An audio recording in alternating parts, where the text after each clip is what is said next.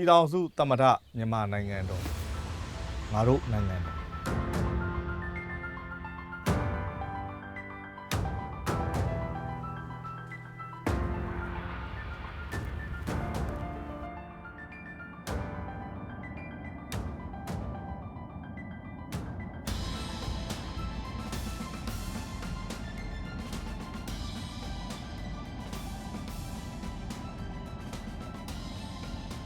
ဥပဒေတွေကခက်ခဲတယ်ရှုပ်ထွေးတယ် ဥပဒေနဲ့ပတ်သက်ပြီးဖြစ်စေအစိုးရရုံးနဲ့ပတ်သက်တဲ့ license ကိစ္စဖြစ်စေဆောင်ရွက်ပေးနိုင်တဲ့ law firm တစ်ခုနဲ့မိတ်ဆက်ပေးပါမယ် ကျွန်တော်စီးပွားရေးလုပ်တဲ့အခါမှာဥပဒေကိုနားမလည်ပဲနဲ့ဆောင်ရွက်တာဟာအမှောင်ထဲမှာလမ်းလျှောက်နေရတယ်လို့ပါပဲအရန်ကိုအနေများပါတယ်ဘယ်နေရာကနေပြီးတော့ပြဿနာတွေခက်ခဲတွေပေါ်လာမယ်ဆိုတာမသိနိုင်ဘူးမိတ်ဆွေဥပဒေနဲ့ပတ်သက်ပြီးတော့ဘာလုပ်ချင်လဲဆိုတာပဲပြောပါကျွန်တော်တို့ကိုကြီးဆောင်ရွက်ပေးဖို့အသင့်ပါပဲ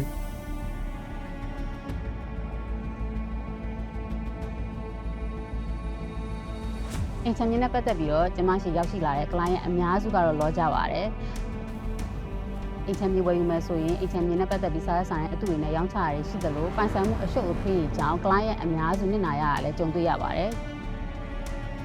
ကျမတို့အနေနဲ့အကြံပေးချင်တာကတော့အိမ်ချမ်းမြေဝယ်ယူမယ်ဆိုရင်စားရဆိုင်နဲ့တခြားစစ်စစ်ပြီးမှဝယ်ယူအကြံပေးချင်ပါတယ်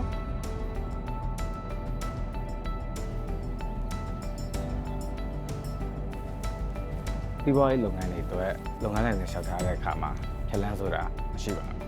။သတ်မှတ်ထားတဲ့အတိုင်းဆောင်ရွက်ခြင်းကပဲအချိန်တိုအတွင်းအဆင်ပြေစေနိုင်မှာဖြစ်ပါတယ်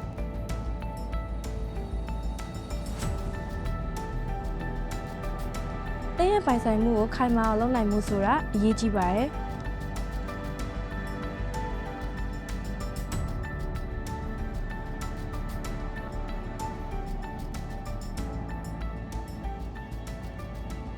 Les Myanmar Partner Law Firm